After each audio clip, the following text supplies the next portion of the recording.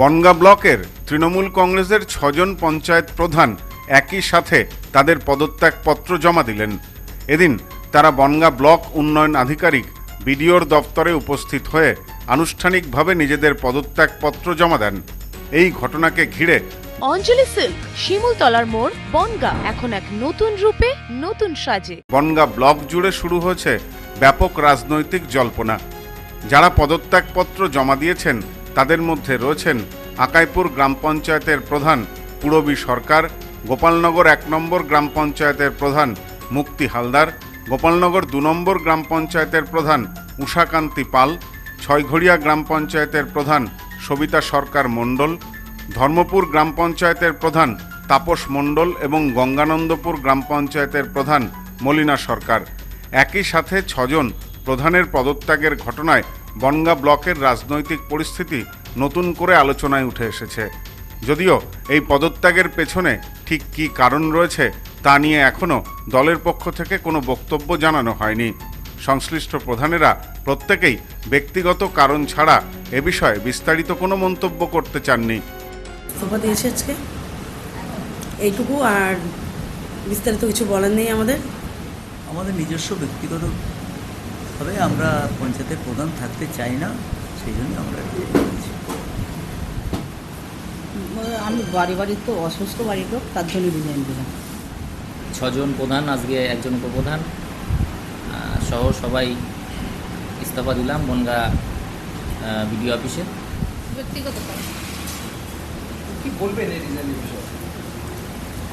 এই রিজাইনের বিষয়ে কি বলবো? আপনারা তো সবই বোঝেন, কিছু বলার নেই, কিছু ব্যাখ্যাও করার নেই। এই ঘটনাকে কেন্দ্র করে রাজনৈতিক মহলে নানা জল্পনা শুরু হয়েছে। বিজেপি বিষয়টিকে তৃণমূলের সাংগঠনিক সংকটের ইঙ্গিত হিসেবে তুলে ধরার চেষ্টা করেছে।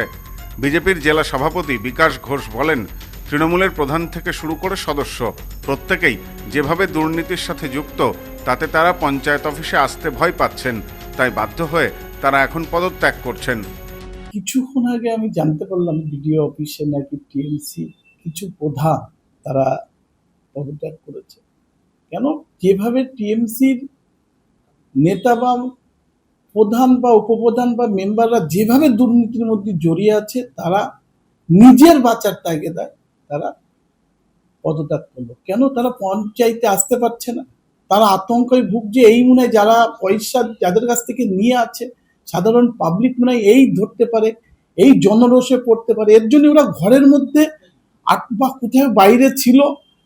এদিকে বিডিও সাহেব ফোন করছে, সাধারণ মানুষ কাজ পাচ্ছে না, কাজ করতে কোনো একটা কাজের বিষয় হলে যেন একটা সই করতে হবে, সেই কাজগুলোও পঞ্চায়েতের মাধ্যমে হচ্ছে না।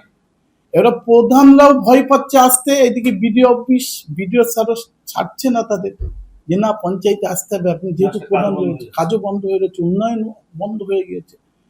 এখন নজরে থাকবে প্রশাসনের পরবর্তী পদক্ষেপ এবং এই পদত্যাগপত্র গৃহীত হওয়ার পর সংশ্লিষ্ট গ্রাম পঞ্চায়েতগুলির প্রশাসনিক দায়িত্ব কিভাবে পরিচালিত হবে সেদিকেই।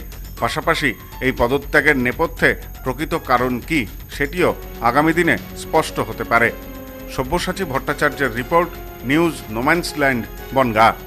সম্প্রীতি guest house, hotel and restaurant. সমস্ত আধুনিক সুবিধাযুক্ত AC double bedroom, standard double bedroom, twin bedroom, deluxe double bedroom. আমাদের হোটেলেই রয়েছে বাঙালির খাবার সহ মাল্টি কুইজিন রেস্টুরেন্ট। শহরের মধ্যে অথচ সম্পূর্ণ নিরাপদ পরিবেশে থাকা খাওয়ার একমাত্র ঠিকানা Sampriti guest house, hotel and restaurant, Chakdah road, টবাজার, বনগাঁ। ফোন 03215257603।